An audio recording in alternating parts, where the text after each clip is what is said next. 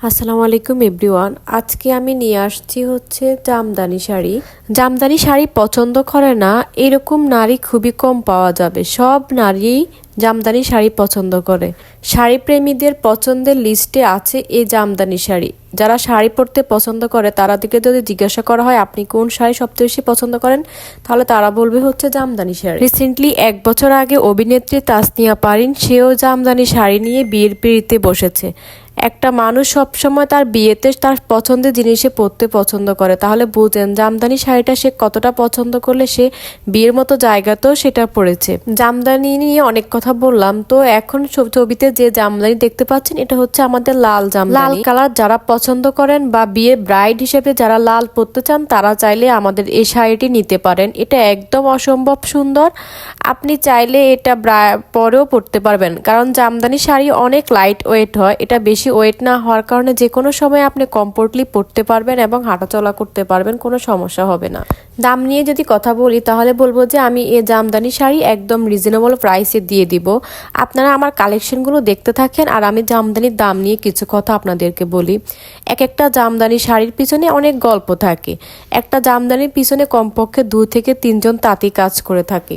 এই কাজের উপর নির্ভর করে যে এই জামদানি শাড়িটার প্রাইস কত হবে। যে শাড়ি কাজ করতে লেগে যায় 1 মাস, সে শাড়ির দিন মজুরি তো যদি আপনি 300 করে হিসাব করেন 1 মাসে কত হয়, তাহলে আপনি হিসাব করেন একটা শাড়ি যদি বুনতে তাঁতিদের 1 মাস লেগে যায় তাহলে সেই শাড়িটার প্রাইস সেভাবেই হবে।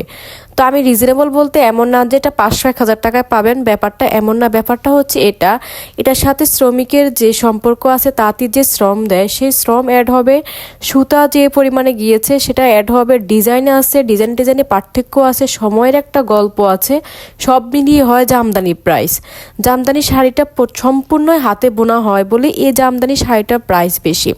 আপনারা যেগুলো মার্কেটে অরিজিনাল জামদানি পাবেন সেগুলোর দাম অনেক বেশিই থাকবে, কিন্তু কিছু নকল জামদানি আসছে যেগুলো হচ্ছে তাঁতিরা বোনে না, যেগুলো মেশিনের উপরে করা হয়, সেগুলো জামদানি বলে বিক্রি করা হয়, কিন্তু সেগুলো আসল জামদানি না। আসল জামদানি হচ্ছে যেগুলো তাঁতিরা হাতে বুনে বুনে তার কাজ করে থাকে।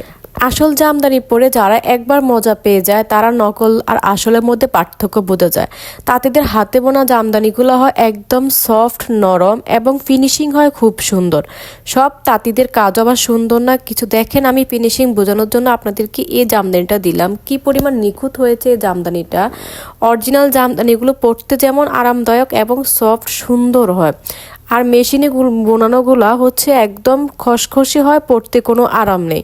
যারা একবার অরিজিনাল জামদানি পরেছে বা পরে শান্তি পেয়েছে আর এবং অরিজিনাল জামদানির যে লুক সেটা একবার যারা পেয়েছে তারা আর কখনোই নকল জামদানি কিনে টাকা অপচয় করবে না।